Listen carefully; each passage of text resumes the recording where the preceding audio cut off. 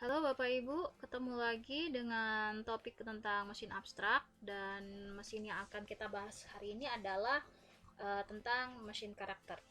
Nah, kenapa sih kita butuh belajar tentang mesin abstrak? Mesin abstrak ini digunakan supaya kita tuh kalau bikin library itu bisa lebih baik, karena kalau kemarin-kemarin kan kita bikin library-nya itu asal aja tanpa desain, pokoknya dimasukkan. Kadang malah ada yang bikin main dipindah ke prosedur atau fungsi seperti itu. Jadi library ini maksudnya seperti kalian bikin .h, ada header, ada mesinnya. Nah, di sini kita bisa mencoba membayangkan bagaimana membuat library yang baik.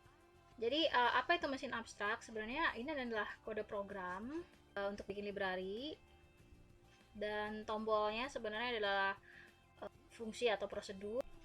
Nah, jadi intinya adalah membuat desain library yang baik.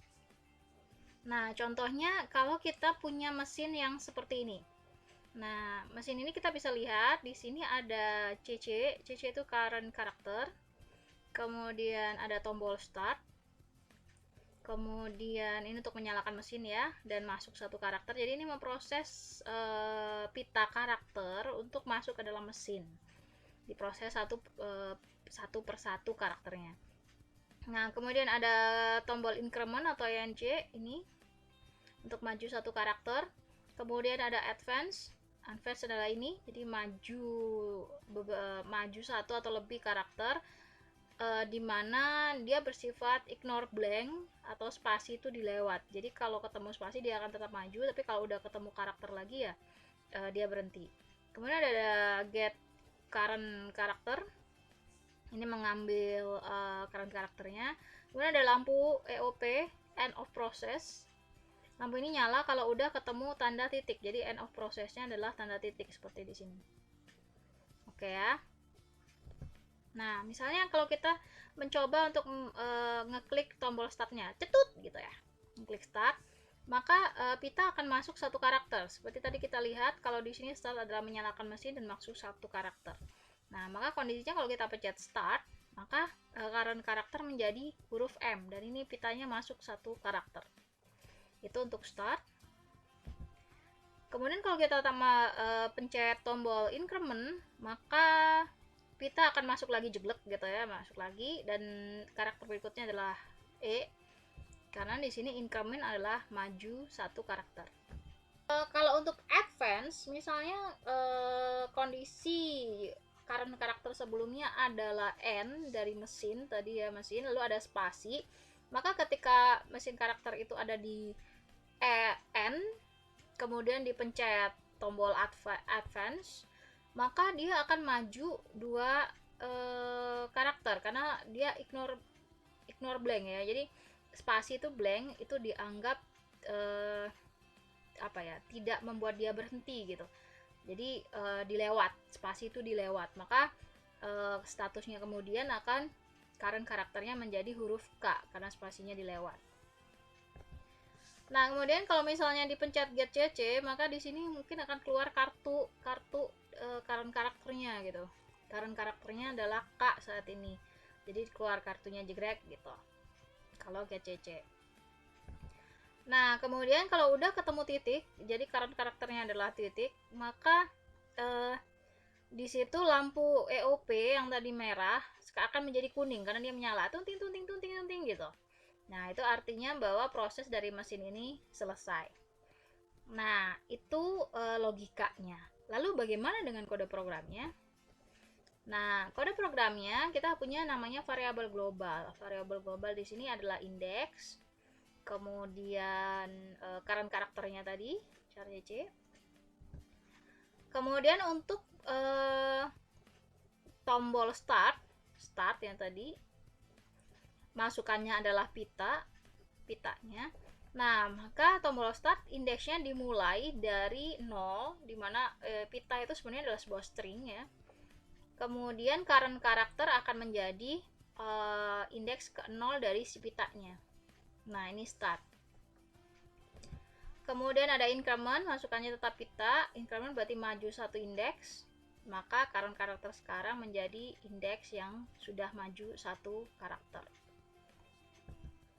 Kemudian advance, Nah, advance di sini indeks maju, kemudian dimasukkan sebagai current karakter, lalu kita cek apakah current karakter sekarang itu apa namanya, spasi atau lampu EOP-nya nyala gitu ya. Lampu EOP-nya nyala. Nyala atau tidak. Jadi selama belum EOP, belum ketemu titik EOP ini, dan selama dia adalah spasi, maka pitanya akan maju. Nah, ini pita indeksnya plus plus, jadi pitanya maju. Itu akan berputar terus sampai ketemu karakter atau EOP-nya bernilai 1. Nah, ini nanti EOP-nya sebenarnya harusnya ditaruh atas ya, Bapak Ibu. Nanti silakan diubah posisinya. Ini karena saya bahas sesuai dengan urutan tombol yang tadi dideskripsikan. Nah, kemudian GCC itu hanya mengembalikan nilai dari current karakter, jadi return CC. Nah, ini EOP. EOP ini adalah fungsi yang menandai kalau dia ketemu titik maka dia bersifat true, kalau dia belum ketemu titik berarti dia bersifat false, jadi 01 gitu ya. Nah, ini proses menggunakan mesin karakter. Ingat bahwa ketika kita menggunakan mesin itu sama ketika misalnya kita mau kita mau pakai stringnya, string.h. Jadi kita nggak boleh ngoprek isinya, nggak boleh ngoprek cc-nya secara langsung atau main indeks di mainnya gitu. Jadi misalnya contoh di sini, kita punya pita goal plus string dengan 50 karakter dikurangi 1 ya, karena ada karakter 0 di belakang, lalu masukkan kalimat. Nah, di sini karena scanf-nya itu menerima blank, nah, supaya bisa masuk semua ke dalam string, maka kita pakai seperti ini Bapak Ibu. Nah, 49 ini adalah karakter yang maksimal yang bisa dimasukkan.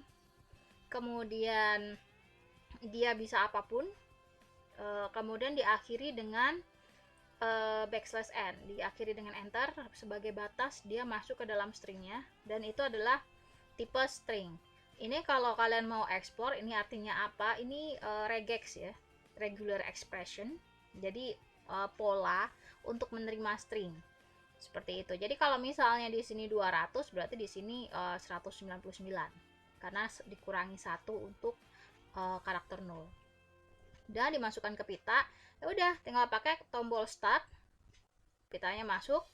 Kemudian untuk menampilkannya kita nggak boleh pakai cc-nya karena itu kayak ngobok-obok itunya ya, sesuatu yang ada di dalam mesinnya gitu. Kayak misalnya kan pakai strcmp atau strcpy gitu kan, nggak ngoprek indeks dari string kalian di dalam si string.h kan. Nah, maka nggak boleh kalian langsung ngakses pita ke indeks, atau misalnya di sini langsung diakses cc-nya, itu nggak boleh karena itu sudah privasi dari si library-nya kayak gitu. Nah, kemudian kita juga ngakses tombolnya, jadi selama EOP-nya bukan masih false ya, belum ketemu, maka maju kemudian print. Jadi di sini ngeprint pita satu persatu per karakter ke bawah kayak gitu. Jadi perhatikan di sini bahwa kalian memakai tombol-tombol yang ada, nggak boleh langsung akses pitanya dengan per indeks, atau misalnya yang tadi saya sebutkan ya langsung akses cc-nya kayak gitu. Itu tidak diperbolehkan karena anggapannya kita adalah user yang pakai mesin dari luar. Kita hanya bisa pencet-pencet tombolnya, tapi kita nggak boleh ngebuka mesinnya kayak gitu. Nah, terus gimana kalau kita mau nambah tombol? Ya nggak apa-apa, tapi definisikan tombolnya seperti ilustrasi dari mesin yang kita buat tadi. Kalian tambahkan tombol, lalu bikin fungsi atau prosedurnya di dalam library kalian. Nah, kemudian si main itu hanya boleh mengakses tombol itu dari luar gitu. Jadi ini latihan bagaimana membuat library yang baik, sehingga kalau library kalian tuh kalian share sama orang lain, orang lain tuh akan mudah memakai library kalian, seakan-akan mereka itu hanya pencet-pencet tombol dari mesin yang kalian buat, seperti itu.